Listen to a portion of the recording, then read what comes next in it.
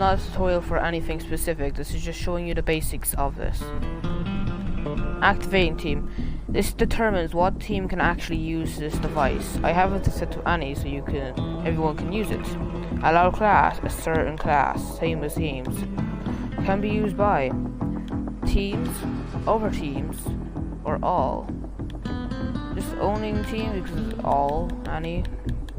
But like, if you had the only team, if let's just say team 1 owned it, then they can only use it. Allow interaction is just if you want anyone to interact with it. I don't know why that's there, but like, no. It's how long it takes for you to interact with it. Like, interacting takes like 2 seconds. You have to hold down for like 2 seconds. Reset delay. This is basically once it's activated, it takes a bit of time before the signal gets to the other device. This is just the color of the device. Sky blue and all that. You can use the color for the hologram. Interact text. Now if they were walking up and they had all the items, it would say anything to do with along the lines of whatever name this is. If you hadn't missing the items and you did not have enough, this is what it would show. This text up here, missing items. This is just the icon on the hologram. The top left of it. Let me put this back. Use alt display icon, which is they used in action. It shows an alternative one.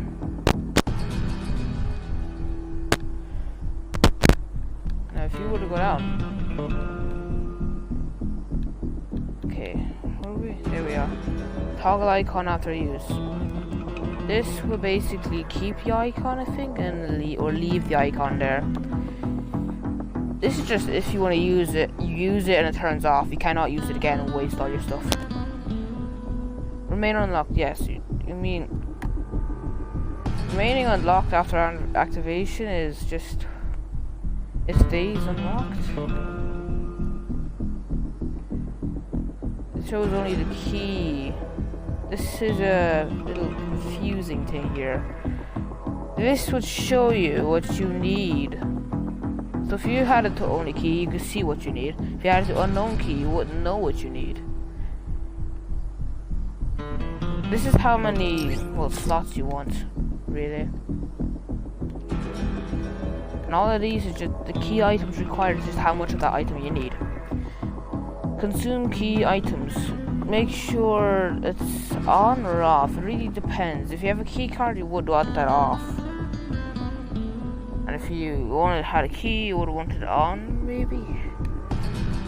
And this is like one of those settings that is pretty easy to know, because like if you had your key card and you didn't have it on you, let's just say you have 2 slots, a key card and the key. You don't have the key on you, but you have the key card. You cannot open it without the other thing.